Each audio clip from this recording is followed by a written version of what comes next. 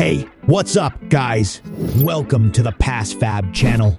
This video I will show you how to Windows system migration using PassFab 4EasyPartition after you have installed a new disk for your PC. You can then start using 4EasyPartition for system disk data migration. Click the Start option.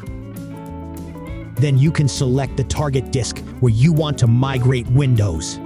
Click Start and confirm. The system partition in the source disk will be migrated to the destination disk. Click Start.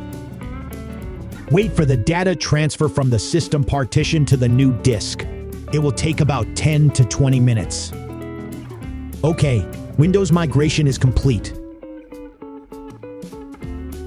Next, you need to restart your computer.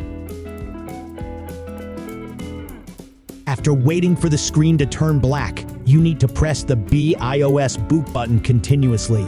I have listed here the BIOS boot keys for common computer brands.